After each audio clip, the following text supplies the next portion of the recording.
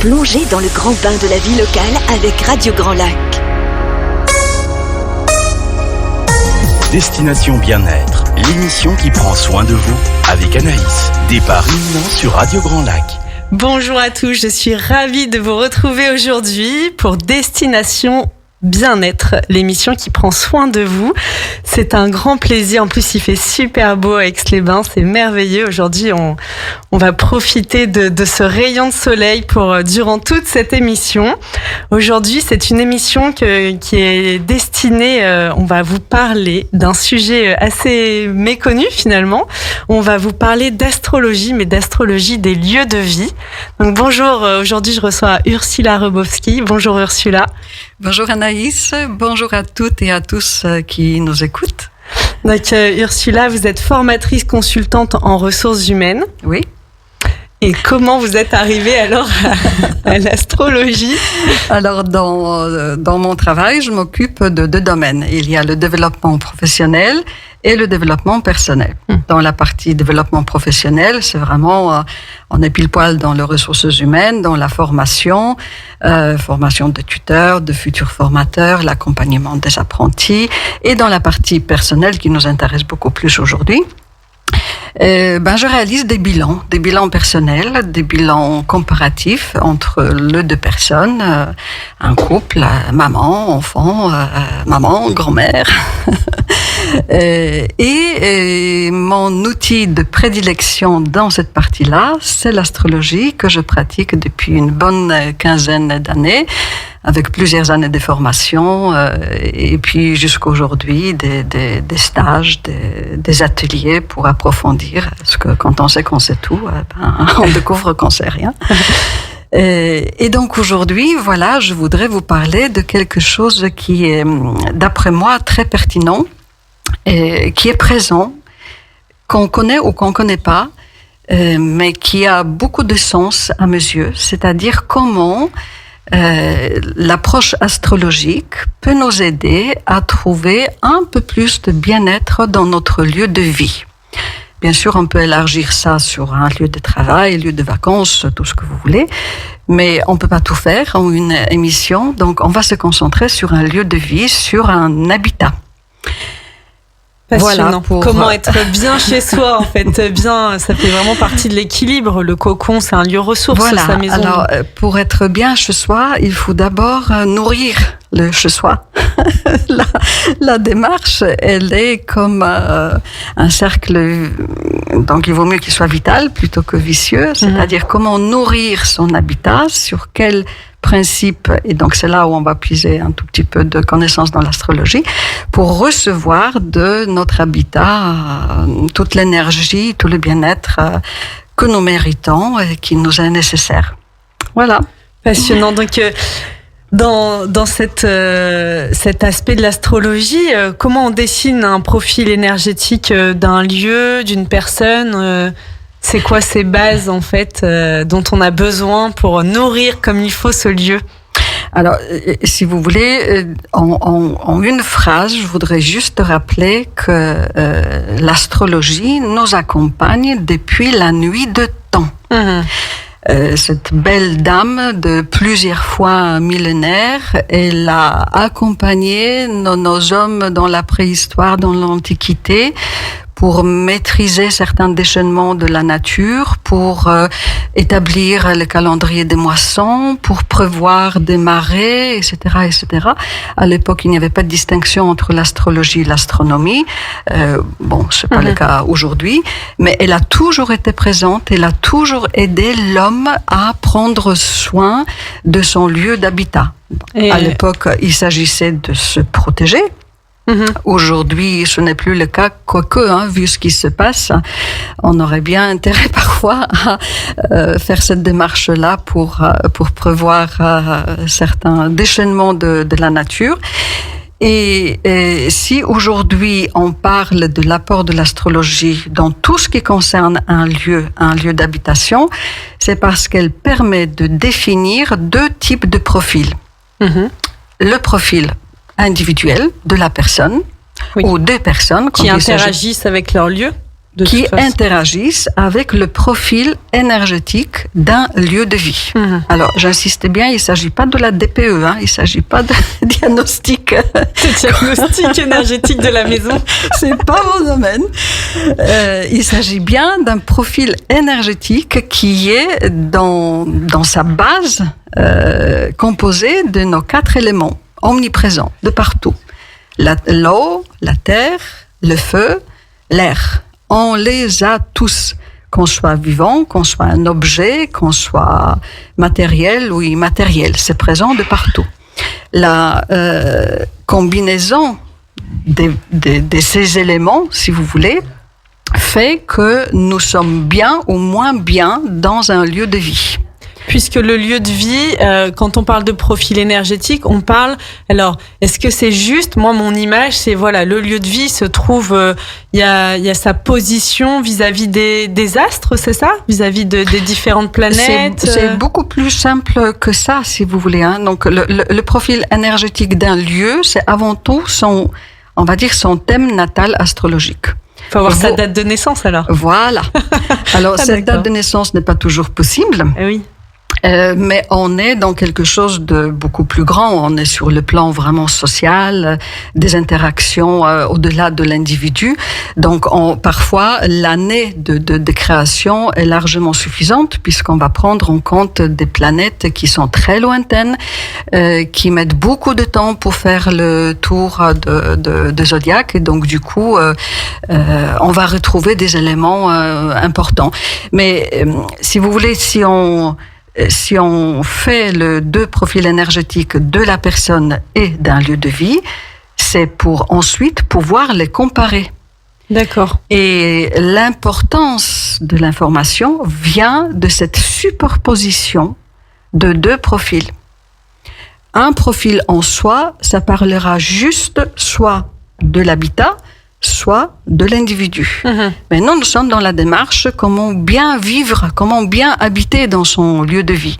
Donc c'est la superposition de 2, la comparaison, qui va nous parler de qu'est-ce qui va bien et qu'est-ce qui mériterait peut-être quelques petits remèdes tout en finesse, tout en homéopathie, presque dose homéopathique pour améliorer le bien-être de lieu et donc du coup le nôtre. Je vous donne un exemple un peu plus concret. Comment ça est-ce que c'est une plante? Est-ce que c'est une couleur qu'on vient mettre, par exemple, à cet endroit de la maison? Comment c'est?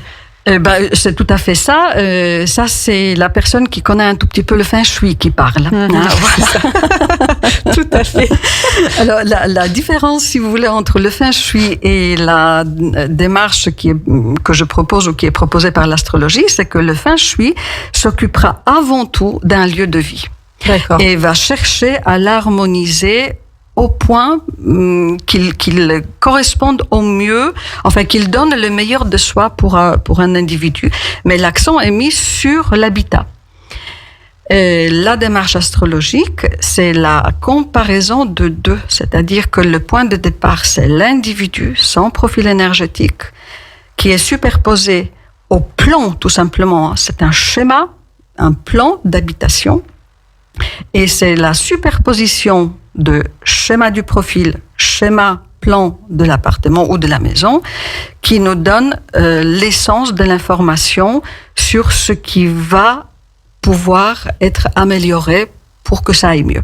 Donc, c'est-à-dire que vous, par exemple, les personnes viennent vous voir, vous faites le profil énergétique de la personne, le profil énergétique du lieu, vous superposez et là, on peut mettre en place des choses pour améliorer... Oui, mais dans la plupart des cas, quand la personne vient me voir, c'est qu'il y a déjà un souci. Ah, on ne vient pas encore en préventif.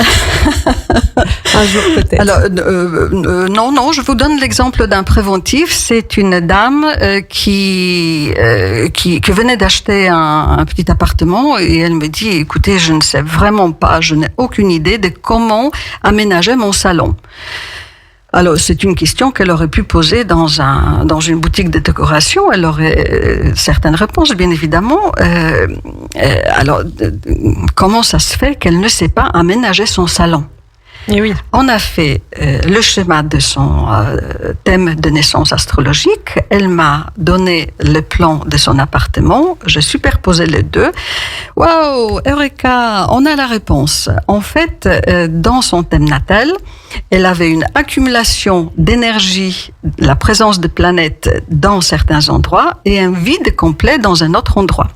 Pour votre rappel, le thème natal, c'est imaginer un cercle autour duquel sont placées les planètes, les signes de zodiaque et les secteurs, c'est-à-dire les maisons, comme on les appelle en astrologie.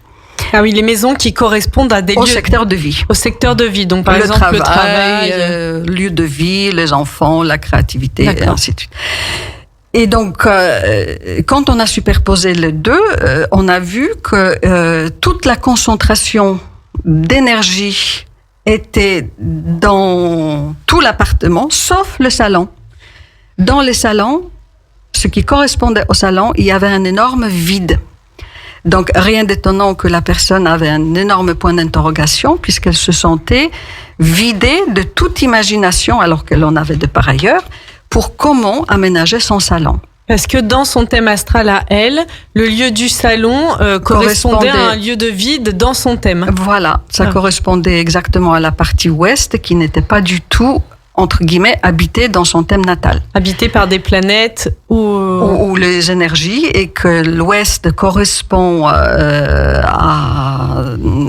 un cycle énergétique, si vous voulez, qui était chez elle en carence. C'est ça aussi qui est important de savoir, c'est que le profil énergétique, on a des dominantes, on a des équilibres, on a des carences.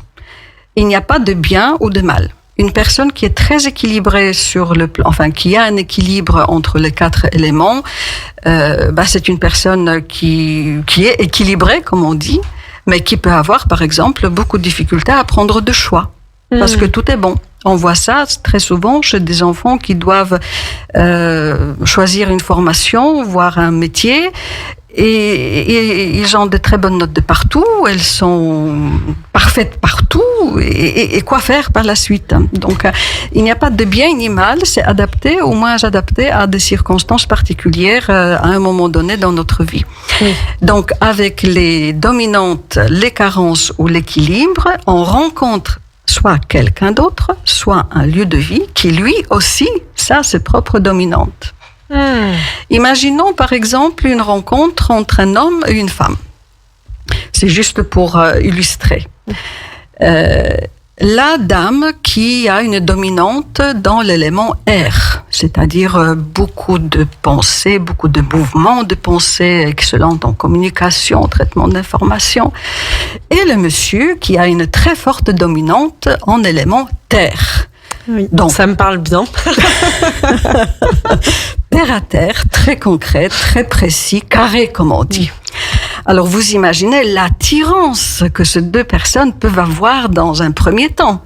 Waouh! Enfin, j'ai trouvé quelqu'un qui me complète. Cette complémentarité peut durer toute leur vie et le couple peut épuiser des ressources extraordinaires. Mais parfois, ça tourne au vinaigre. Parfois, la complémentarité se transforme en conflit. Parce que le monsieur Terre va dire à madame R, sois plus terre à terre. Toi, tu rêves. Tu ne te tiens à aucune idée. On a dit qu'on va faire comme ça, maintenant tu changes. Tu changes d'ailleurs tout le temps. On n'arrive pas à te suivre. Et puis, tu paplotes, tu parles. Je n'arrive plus. Sur quoi, madame R va dire, mais plus terre à terre que toi, il y en a pas. Le monde n'est pas carré, le monde, il est rond. Et puis, on tourne en rond, surtout moi, avec toi. Voilà comment ça peut se terminer. Parfois, pas toujours, c'est pas systématique. Mais c'est exactement la même chose qui peut nous arriver dans notre rencontre avec notre lieu de vie. C'est passionnant. Alors là, vraiment, c'est très très intéressant. On va faire une courte pause musicale. Restez à l'écoute. On va aborder dans la prochaine partie de l'émission vraiment justement les choix et les attirances. Maintenant, on a un peu évoqué dans cet exemple l'aspect quand on est attiré par quelqu'un au niveau en termes de couple, mais aussi en termes de lieu de vie, comment on choisit son lieu de vie, les effets de mode, l'effet aussi de détachement que vous évoquiez tout à l'heure hors antenne. Donc restez à l'écoute sur Radio Grand Lac. On revient après cette courte pause musicale. Destination Bien-être, l'émission qui prend soin de vous avec Anaïs. Départ imminent sur Radio Grand Lac. Vous êtes toujours sur Destination Bien-être. Donc aujourd'hui, nous recevons Ursula Rebowski, qui est formatrice consultante en ressources humaines et qui nous parle d'astrologie des lieux. Des êtres et des lieux finalement, parce qu'il y a aussi les personnes qui vivent dans ces lieux. Et juste avant la pause, nous évoquions l'aspect de comment on choisissait son partenaire en fonction de ses points forts, de ses points faibles, comment on allait justement parfois dans les endroits où on manquait beaucoup, aller chercher chez notre partenaire de quoi nous combler. Et nous évoquions le fait que c'était un peu pareil pour les lieux de vie finalement. Eh bien oui, c'est exactement la même chose. Alors, encore un exemple concret. Imaginons une personne qui est à la recherche d'un bien, qui contacte un agent immobilier et qui s'est préparé toute une liste de critères. 2 chambres, cuisine ouverte, ouverture sud-ouest, garage, bon bref, elle a tous ces critères-là. L'agent immobilier lui présente plusieurs biens, elle coche... Je comprends pas, tous les critères sont là, mais je sais pas, il manque quelque chose. Alors, à court d'idées, l'agent immobilier, sans trop de persuasion, mais au cas où, il lui présente un autre bien. Et il sait pertinemment, il la prévient d'ailleurs, que la moitié de ces critères, elle pourra pas les cocher. Eh ben, la personne entre dans l'appartement ou dans une maison, et puis là, eureka, il se passe quelque chose. Ce n'est pas grave si la cuisine est fermée. Pas grave, il n'y a pas de garage, mais il y a une place de... Enfin, la moitié de critères, ce n'est pas grave si elles ne sont pas cochées, parce qu'il se passe quelque chose. Alors, est-ce qu'on peut parler de phéromones d'un lieu? Ça, je ne sais pas, il faudrait voir avec les biologistes peut-être. Mais c'est sûr qu'il y a des correspondances énergétiques et que la personne, inconsciemment, dans la plupart des cas, le ressent tout de suite. Mm-hmm. Alors, c'est comme avec l'exemple qu'on a cité tout à l'heure, ça peut faire une sacrée forte attirance à double tranchant. Imaginons une personne avec un potentiel très fort en feu. Elle va se retrouver parfaitement dans un appartement avec l'ouverture sud, voire sud-ouest. Ça lui parle, elle connaît. Ou encore l'inverse, une personne qui a une dominante eau, ou je dirais autrement, qui a une carence en eau, parce qu'on n'a pas parlé de carence, ça veut dire qu'elle en a très peu, et qu'elle tombe sur un appartement avec des ouvertures sur le sud, c'est-à-dire le soleil, la lumière. Eh bien, il y a une attirance, elle a trouvé quelque chose qui lui manque. À long terme, qu'est-ce que ça peut donner? Eh bien, si vous regardez un verre d'eau et une flamme à côté, c'est plutôt l'eau qui va éteindre la flamme, ce n'est pas l'inverse.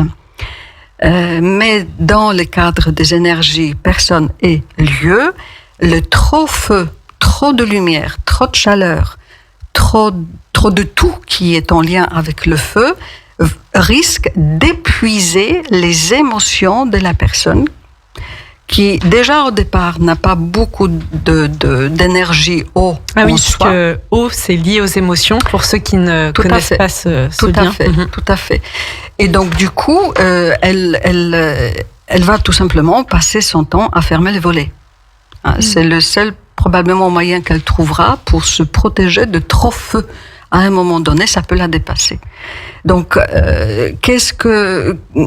c'est quoi le remède ou l'équilibre total?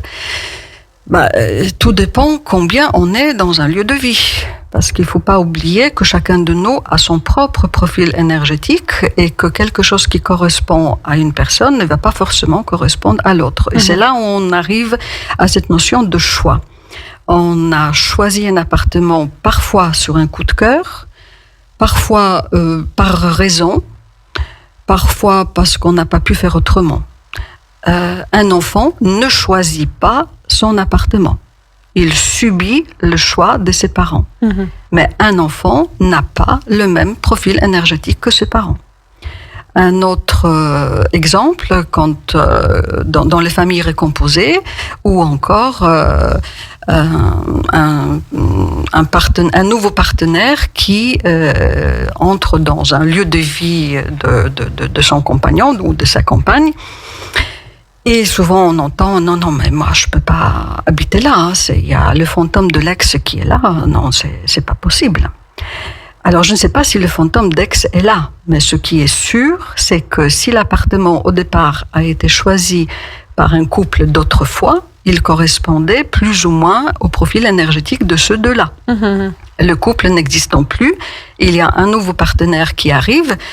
Eh ben, parfois quand même, on est un peu moins con, excusez-moi l'expression, et on répète pas les erreurs à l'infini. Et quand on choisit un nouveau partenaire, c'est pas pour pas le même. Pas le même. Donc, il y a de fortes chances que le nouveau a un profil énergétique différent. Mm-hmm. Et la réaction de ce nouveau partenaire en disant il y a un fantôme de l'ex. Probablement, ça n'a rien à voir avec le fantôme de l'ex ou l'ex tout court. C'est tout simplement que ça ne correspond pas à son profil énergétique à elle, à cette personne-là.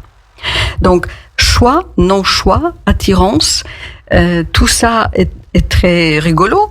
Tout ça est très à prendre en compte dans tous les cas pour tout ce qui va suivre, c'est-à-dire quel type de remède on peut apporter, parce que on va pas changer d'appartement d'un seul coup. Oui, tous les 5 matins, ou si on a vraiment un lieu qu'on aime, on est installé. Alors comme toujours, la première démarche, c'est la compréhension. C'est comprendre quel est mon profil énergétique, quel est le profil énergétique d'un lieu, comment nous fonctionnons ensemble. Et donc, pour faire ce profil énergétique, on s'adresse à quelqu'un qui a... Parce que, est-ce que toutes les personnes qui sont formées en astrologie sont compétentes pour faire l'astrologie des personnes et des lieux ? Toutes les personnes formées en astrologie peuvent vous faire un profil énergétique, puisque dans tous les cas, c'est la base d'analyse de thème natal. On analyse les proportions d'éléments, on regarde notre mode de fonctionnement. Est-ce que nous sommes plus en prise d'initiative? Est-ce que nous avons un caractère, enfin pas un caractère, mais est-ce que le caractère de fonctionnement est plutôt stabilité, fixer quelque chose, stabiliser quelque chose, ou est-ce que nous avons une très forte proportion d'adaptabilité? Ça, chaque astrologue peut vous le faire. On regarde bien évidemment la place de la Lune. Cette belle lune qui est un symbole extraordinaire d'un foyer, de lieu de vie et de bien-être dans un lieu de vie. On regarde comment sont habités le secteur 4, le secteur 6, le foyer, la vie quotidienne. Et puis, on peut faire un thème natal de tout élément. Donc, on peut faire un thème natal d'un lieu de vie. Il suffit, avec les outils informatiques dont on dispose aujourd'hui, il suffit d'entrer le lieu. Et pour un appartement, au moins la date, l'année de construction. Si ce n'est pas possible, c'est tout simplement l'année d'aménagement. Et on a déjà des premières informations. Après, l'analyse de tout ça, la complexité d'informations, la quantité d'informations à traiter, il y a des astrologues qui le font et d'autres qui préfèrent un autre aspect d'astrologie, plutôt prévisionnel ou plutôt relationnel ou holistique ou encore autre chose. Entendu. Donc c'est vraiment un thème natal, c'est pour toute la vie une fois qu'on l'a fait. On le fait une seule fois pour la vie. Un thème natal, ça nous parle de notre potentiel de base, de notre profil énergétique de base. D'accord. Ça ne nous dit pas, en tout cas pas tout de suite, qu'est-ce que nous allons faire avec ce potentiel. Et oui. Ensuite, le thème natal, ça a sa vie. il y a quelque chose qu'on appelle des progressions, c'est-à-dire que notre thème natal évolue. C'est là où on peut voir également l'évolution de la personne ou d'un lieu de vie. Mais le potentiel de base en portera toujours. Parce que alors, si le thème natal de la personne et du lieu évolue, est-ce qu'ils peuvent être un moment très harmonieux où tout fonctionne bien et puis avancer dans le temps et on passe en disharmonie? Il faut se faire confiance. Si on a choisi vraiment un lieu de vie, c'est que forcément on l'a choisi déjà sur des éléments qui sont compatibles. Le tout, c'est si ça va pas, la question qu'on se pose, c'est quel type de problème on y rencontre. Est-ce qu'il s'agit de problèmes à l'intérieur? Est-ce qu'il s'agit de problèmes qui viennent de l'extérieur? Est-ce que c'est l'ambiance qui pêche? Est-ce que ce sont des problèmes matériels? Et c'est surtout à ce niveau-là, si vous voulez, qu'on pousse l'analyse un peu plus loin. D'accord. Mais sinon, on se fait confiance. C'est comme l'exemple que je vous ai donné de la personne avec ses critères et qui finalement a choisi un appartement complètement différent. Il y a quelque chose qui est là. Et même si c'est basé sur des complémentarités qui peuvent tourner en situation conflictuelle, c'est quand même un choix. Donc ça sert à quelque chose. Peut-être qu'elle a choisi un appartement qui comble ses manques à elle pour pouvoir le dépasser à un moment donné. Bien sûr. Pour pouvoir, et vous savez, entre nous, c'est tellement mieux de travailler sur un lieu de vie que c'est après 15 ans de consultation. Enfin, avec tout le respect pour les consultations et pour les 15 ans, c'est pas ça la question. Bien sûr. Mais je suis bien d'accord. Parfois, on a du mal à travailler sur soi, où on a l'impression de tourner en bourrique autour d'un sujet qui est coincé. Et je peux vous garantir que si on commence par notre lieu de vie, par un bon constat, une bonne analyse et des remèdes qui vont avec, par miracle, il y a 2 ou 3 petites choses qui bougent. C'est passionnant, ça veut dire que finalement, travailler sur son lieu de vie, c'est un vrai outil de développement personnel. Absolument. Qui est encore très méconnu et dont on parle très peu finalement. Alors, on en parle de plus en plus, et on fait un parallèle très direct entre un lieu de vie et un corps. Prendre soin de son lieu de vie, ce n'est ni plus ni moins que prendre de son corps, quel qu'il soit, physique, émotionnel, mental. C'est super. C'est vraiment très intéressant ce côté. J'avais jamais fait le parallèle entre l'aspect justement astrologie, lieu. Même si j'ai eu une notion de ça parfois. En effet, quand je prends soin de mon lieu, je sens que ça me fait du bien. Je vois que ça me fait du bien, oui. Que c'est important. Qu'au changement de saison, nous en naturopathie, on aime beaucoup les saisons. C'est vraiment des valeurs refuges où il y a vraiment des transitions. Et je trouve qu'à chaque fois, quand on s'occupe d'un endroit en particulier de la maison, ça vient travailler quelque chose dans notre vie. Tout à fait. Et exactement de la même manière, peut-être pas tous, mais on est bien nombreux à avoir un endroit fourre-tout. Oui, c'est vrai. On y stocke tout et n'importe quoi. C'est un endroit où personne n'y va, si ce n'est que pour déposer encore un truc en plus.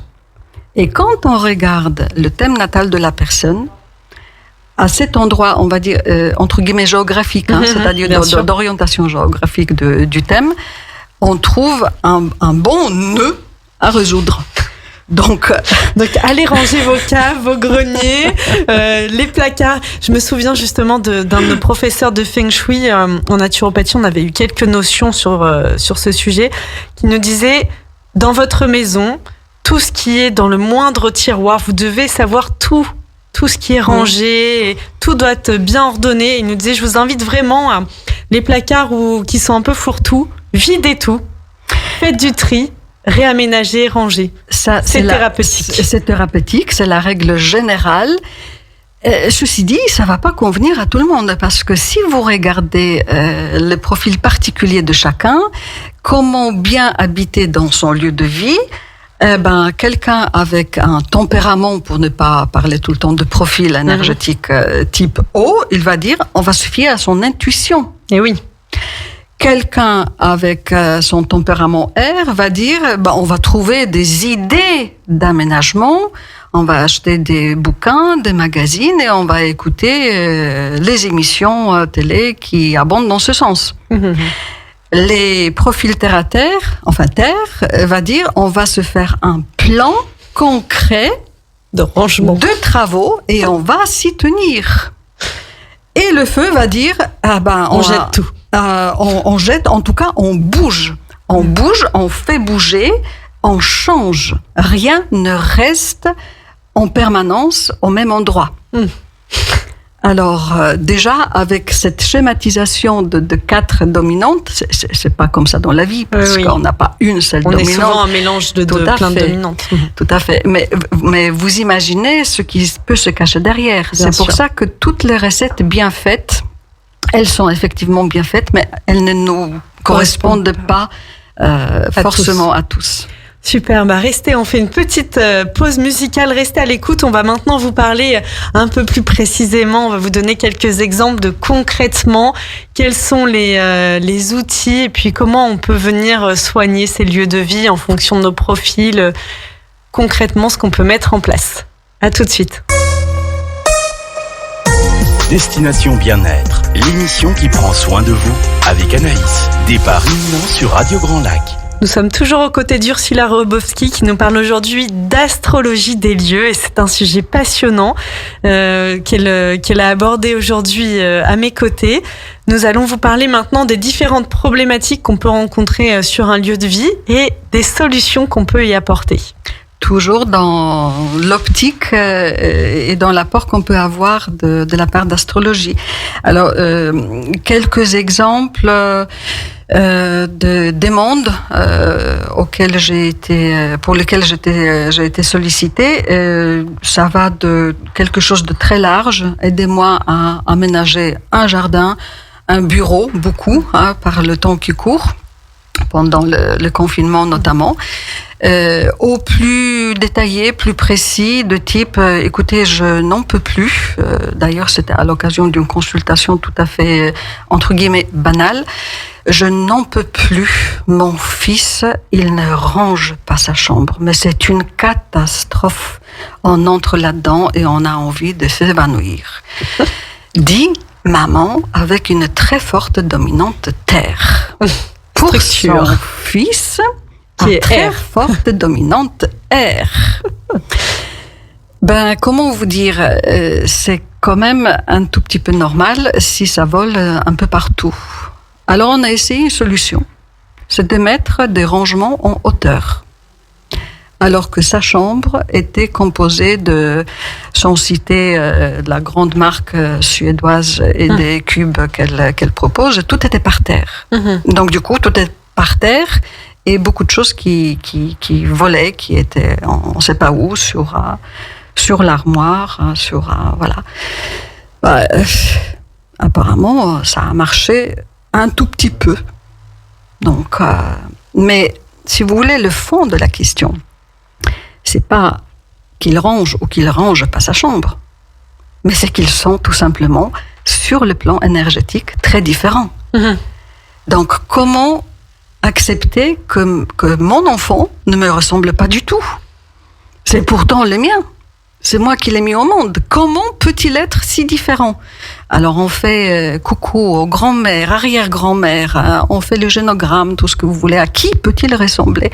Il ressemble tout simplement au profil énergétique qu'il a, et il est là parce que au moment où il est né et à l'endroit où il est né, les positions de planète, elle était comme ça. Et les énergies symboliques, elles étaient comme ça. Un autre exemple, un exemple auquel on est tous plus ou moins confrontés au moins une fois dans notre vie, ce sont les dégâts des eaux. Comment et quoi faire avec les dégâts des eaux, toujours dans l'optique d'astrologie? Un astrologue va se poser avant tout la question de quelle eau il s'agit. Est-ce que c'est l'eau de pluie, l'eau de canalisation, d'où est-ce qu'elle vient? L'eau, ça veut dire ce que ça veut dire. Elle déborde. Donc c'est un débordement. C'est un débordement, très souvent, d'émotions. Pourquoi il y a un débordement émotionnel comme ça dans un lieu de vie? Est-ce que c'est à l'intérieur? Est-ce que ça vient des parties communes? Est-ce que ça vient d'un immeuble à côté? Quelle est l'histoire de l'immeuble, du coup? Et quand on découvre que la planète dominante de l'immeuble est Pluton, qui est une planète de profondeur, qui est une planète des dégâts de tout genre, et qu'elle peut vraiment bien fonctionner quand elle se met quand elle s'active sur le débordement des égouts, par exemple. Eh bien, on a un début de réponse de comment faire par la suite. Alors, on ne va pas résoudre le problème avec l'astrologie. Pour ça, il vaut mieux quand même faire appel à des plombiers. Mais l'astrologie peut nous calmer, tout simplement. Parce que face à l'incompréhension, nous nous sentons démunis, nous ne savons pas pourquoi ça nous arrive, et encore moins comment faire par la suite. Et le simple fait de poser des choses, de faire un constat, de répartir les responsabilités, ce n'est pas parce que j'ai oublié de fermer quelque chose ou d'ouvrir quelque chose que ça s'est passé comme ça. Eh bien, ça nous permet tout simplement de prendre du recul par rapport à la situation, de dédramatiser des choses, et peut-être que une chose entraînant l'autre, toute l'action de réparation par la suite, de détection aussi, parce que détecter quand il y a vraiment un problème, d'où vient le problème, pourquoi il y a le débordement, c'est pas toujours évident. Peut-être que ça ira mieux par la suite. Oui, de comprendre, la compréhension, elle est très apaisante aussi, et le fait de comprendre va nous aider à mettre en place des solutions. Tout à fait. Là, vous parliez des dégâts des eaux, mais souvent on parle aussi de problématiques de sommeil. Oui. Surtout dans le monde dans lequel nous vivons, avec toute la pollution, qu'elle soit luminaire, qu'elle soit sonore. Alors, il y a bien évidemment des théories, la tête dans le nord ou dans le sud ou dans tout ce que vous voulez. Il y a autant de théories que de démarches possibles. Mais là, de ce que j'ai pu voir, celle qui marche réellement, c'est encore une fois quelque chose qui est personnalisé, qui est individualisé. La planète responsable qui joue énormément sur notre bien-être au sommeil, c'est la Lune. On regarde tout de suite la position de la Lune. Si vous avez la Lune pas au nord, mais à l'est, mettez au moins votre lit à l'est, sans parler de où vous mettez votre tête. Mais c'est là aussi où on est confronté à des choix parfois impossibles.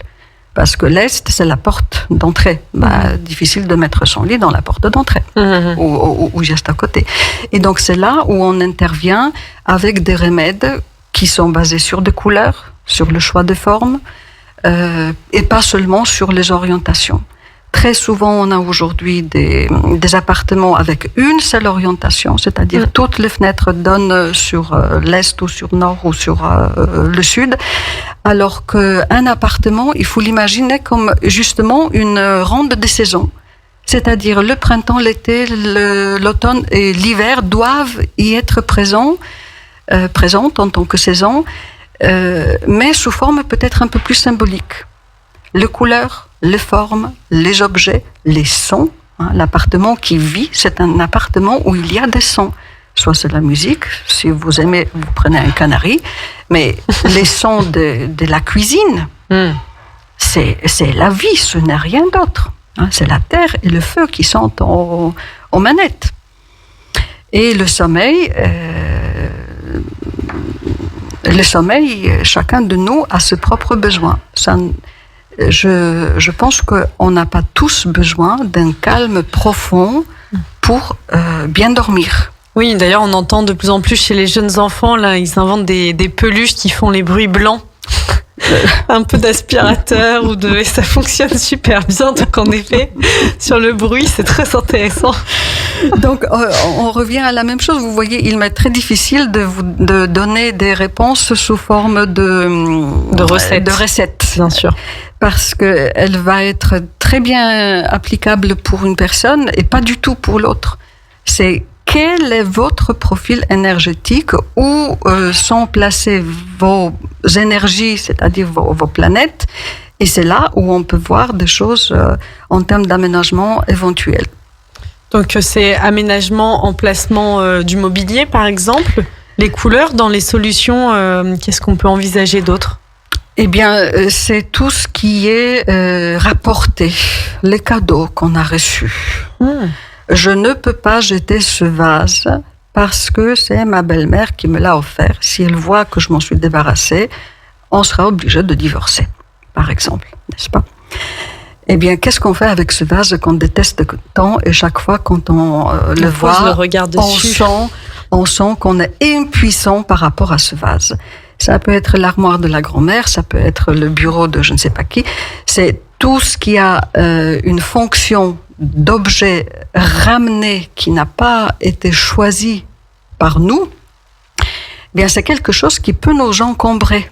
Donc, il y a aussi cette histoire de s'affranchir des objets.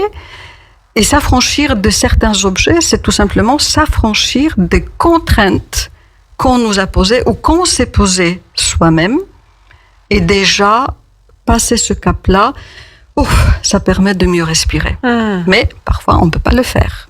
On ne s'autorise pas à le faire. On ne s'autorise pas à le faire. Voilà, Alors, avec tout mon respect pour les armoires de grand-mère et les vases des belles-mères. Et les vases des belles-mères, parce que ce n'est pas parce que ça ne plaît pas à l'un que ça ne plaira pas à tout le monde. Mais on parle bien de bien-être dans son lieu d'habitation. Donc, il y a des limites à poser aussi en termes d'intervention de l'extérieur dans notre lieu d'habitation. Donc, il n'y a pas que les couleurs, il n'y a pas que des orientations. Il y a les objets. Il y a aussi ce qui est étranger, entre guillemets, pour nous, et qui peut jouer un rôle à l'opposé du bien-être. Voilà. Donc, ça, c'est quelque chose qui est à prendre en compte. Après, on a parlé de couleurs. Vous voyez, une des demandes que j'ai eue, c'est tout simplement quelle couleur choisir. Eh oui. Donc, encore une fois, une question comme ça, il faut voir une décoratrice d'intérieur. Donc, je cherche qu'est-ce qui se cache derrière la question. Eh oui.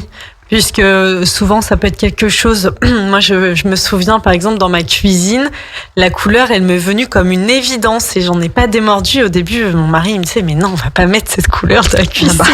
Si, je te dois avoir un autre profil énergétique, lui. Mais finalement, il aime beaucoup cette couleur.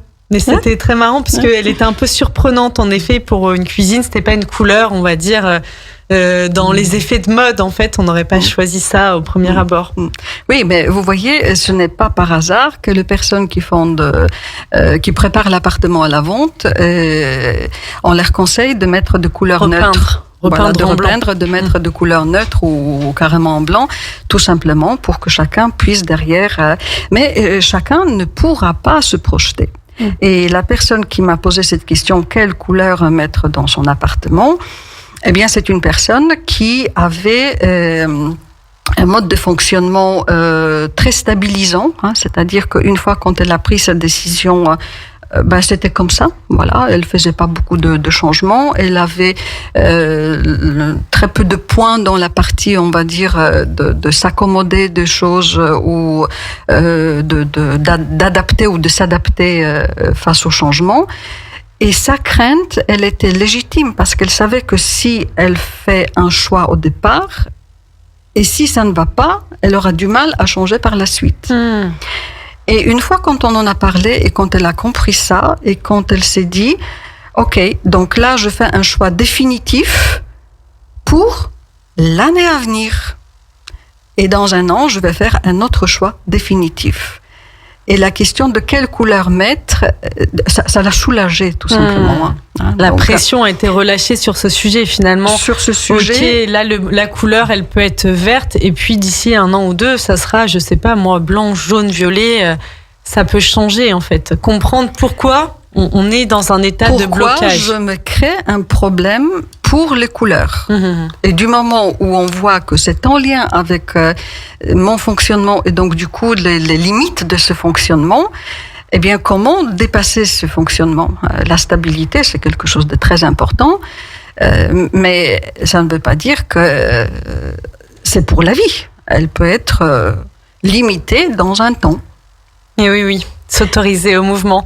Eh bien, je vous invite à faire avec nous cette courte pause musicale. Restez à l'écoute sur Radio Grand Lac. On a encore pas mal de petites choses à vous dire. J'espère qu'on aura le temps de tout vous partager aujourd'hui. Non, on n'en aura pas. On fera une autre émission, c'est pas grave. À tout de suite. Destination Bien-être, l'émission qui prend soin de vous avec Anaïs. Départ imminent sur Radio Grand Lac.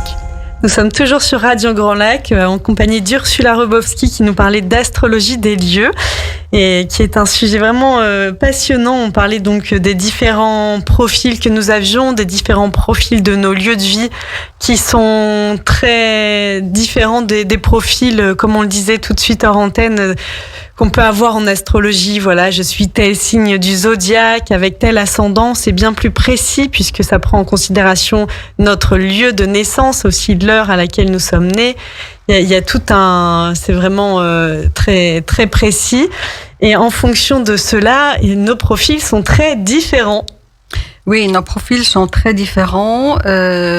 On a beaucoup parlé d'un appartement ou d'une maison, d'un habitat et une personne là-dedans. Parfois c'est 2, parfois c'est toute la famille. Donc ça veut dire que c'est plusieurs profils énergétiques dans un même lieu de vie. Et certains n'ont pas choisi, on l'a déjà dit. Qu'est-ce qu'on fait dans ce cas-là, juste pour terminer cet aspect ?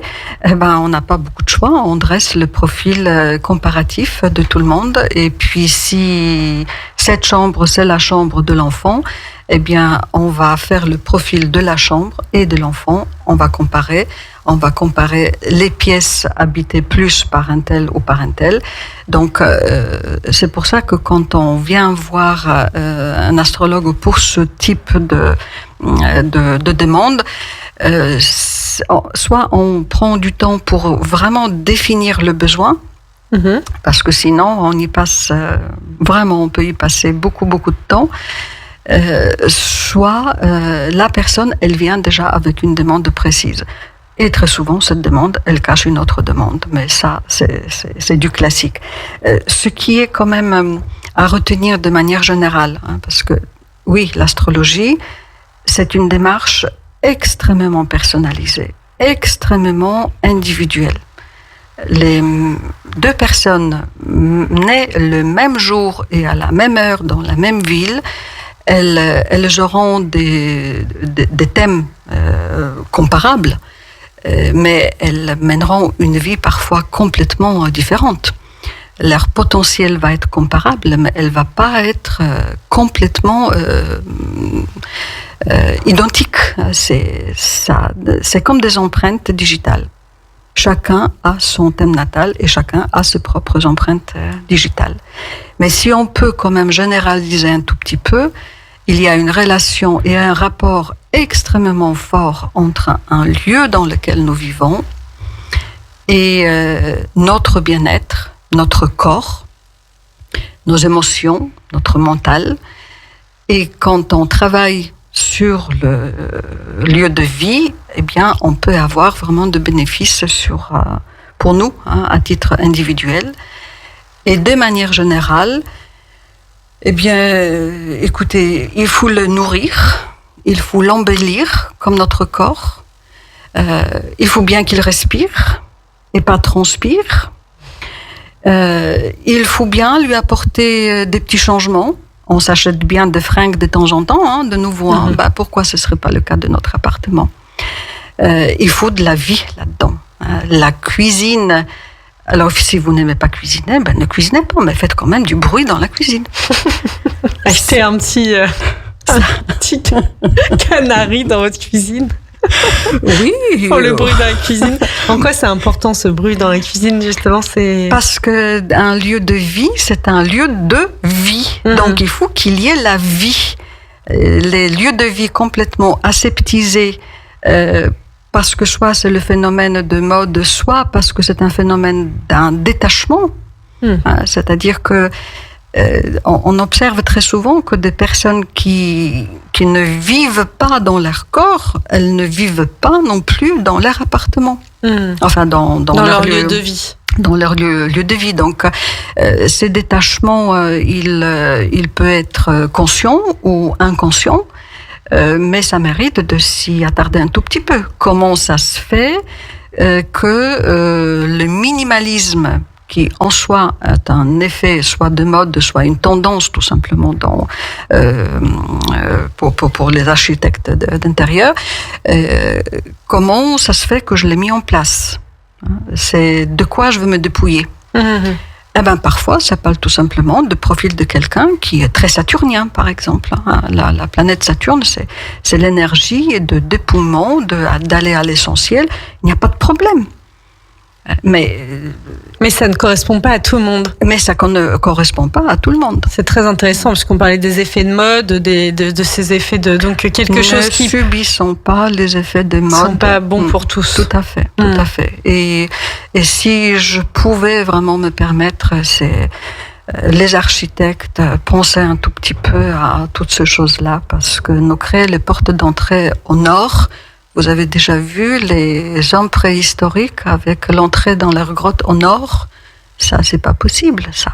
On a besoin que la vie entre, et la vie, elle n'est pas au nord. Au nord, on dort.